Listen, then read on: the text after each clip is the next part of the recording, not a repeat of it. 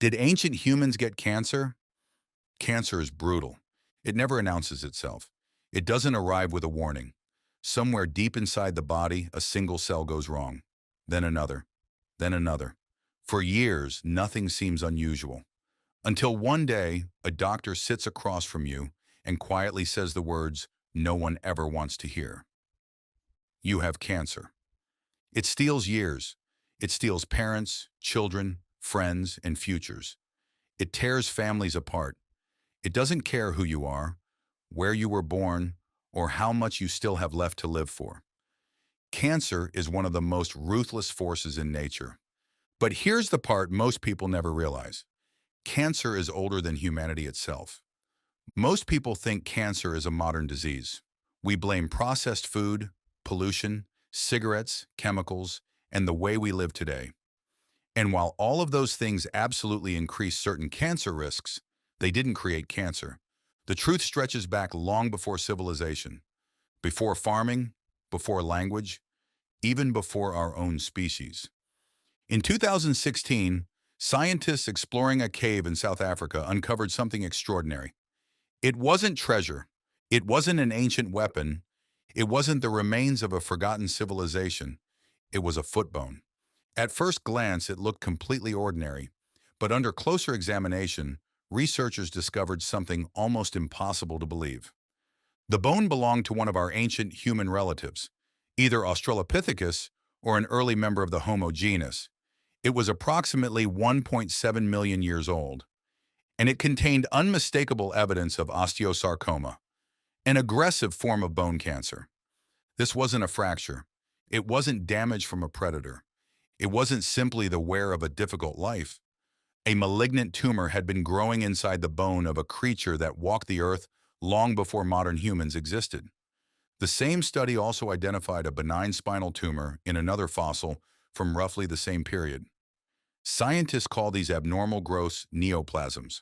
Finding them in fossils nearly 2 million years old tells us something remarkable.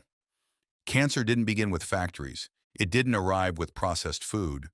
It wasn't created by modern civilization. Cancer has been following our evolutionary lineage for millions of years. But those fossils tell only a fraction of the story. Think about what actually survives for millions of years. Not skin, not muscles, not organs, not blood vessels. Almost all soft tissue disappears long before a fossil ever forms. What usually survives is bone. Scientists call this preservation bias. We're only able to find cancers that left visible marks on hard tissue. If an ancient human died from brain cancer, liver cancer, pancreatic cancer, or leukemia, there would likely be nothing left for us to discover today. The fossil record doesn't show us every ancient cancer. It only shows us the rare cases that had a chance to fossilize. In other words, we're seeing only the smallest surviving pieces of a much larger story. So how do scientists study the cancers that bones could never preserve? The answer lies somewhere even more unexpected, not beneath the ground, but inside ancient tombs. Unlike skeletons, mummies preserve skin, muscles, organs, and other soft tissues that normally disappear over time. Using CT scanners and advanced medical imaging, researchers can examine these preserved bodies without unwrapping or damaging them. And what they found changed our understanding of cancer forever. Tumors, again and again. In one well-known study, researchers scanned 137 Egyptian mummies and found evidence of cancer in several of them. Suddenly, the picture became much clearer. The fossils told one part of the story, the mummies told another, and together they revealed the same conclusion. Ancient humans were living with cancer thousands of years before the modern world ever existed. Ancient people didn't just leave behind bones and mummies. They also left behind written records. One of the oldest is the Edwin Smith Papyrus, written in ancient Egypt around 1600 BCE. Among its medical observations is a description of bulging tumors of the breast. The diagnosis is chilling in its simplicity. There is no treatment. Nearly 4,000 years ago, an Egyptian physician had already recognized the disease and admitted there was nothing he could do to stop it. Centuries later, another physician would give the disease the name we still use today. Around 400 BCE, The Greek physician Hippocrates used the word karkinos, the Greek word for crab. He believed the swollen veins spreading from a tumor resembled the legs of a crab extending outward. Later, the Roman physician Celsus translated karkinos into the Latin word cancer. More than 2,000 years later, that name has never changed. Across different civilizations, separated by centuries and thousands of miles, people observed the same disease. They described it, they documented it, they tried to understand it. What they didn't understand was why it happened.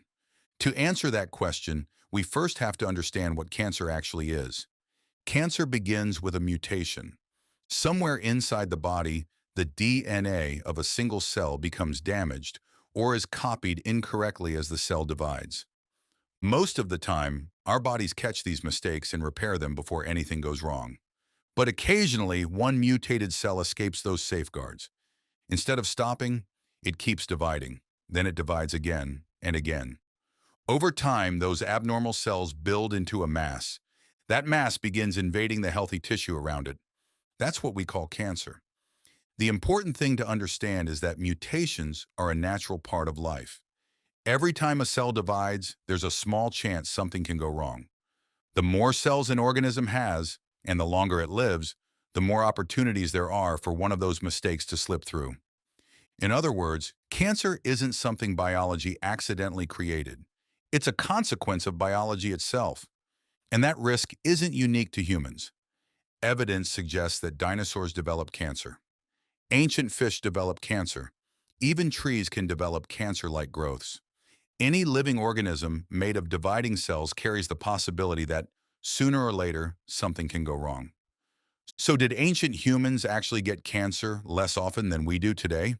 The honest answer is probably yes, but not for the reasons most people think. The biggest reason was lifespan. Most ancient humans never lived long enough for cancer to become a major threat. They died from infections. They died from injuries. They died from predators. They died from famine. For prehistoric humans, average life expectancy was roughly 25 to 35 years. Cancer is usually a disease of aging. Most cancers become far more common after the age of 50. If you died at 30 from a lion attack or from an infected tooth, cancer often never had the opportunity to develop. Ancient humans also lived under very different conditions. They didn't smoke tobacco. They weren't exposed to industrial pollution. They didn't consume ultra-processed foods. They spent their lives hunting, gathering, and constantly moving. All of those factors likely reduced the risk of certain cancers, but they faced dangers of their own. Smoke from campfires irritated their lungs every single day. Chronic infections and parasites could promote certain types of cancer, and constant exposure to the sun increased the risk of skin cancer. They weren't living in a cancer-free world. They were simply living in a world where something else usually killed them first. So why does cancer seem to be everywhere today? Part of the answer is surprisingly simple. We live much longer.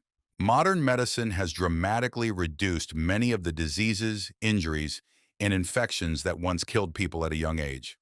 Today, millions of people live into their 60s, 70s, and 80s. And that's exactly when cancer becomes most likely to appear. Another reason is detection. Today, doctors can find a tumor no larger than a fingernail hidden deep inside the body. Ancient physicians could only diagnose what they could see or feel. Most internal cancers would have gone completely unnoticed. And yes, modern lifestyles have introduced new risks.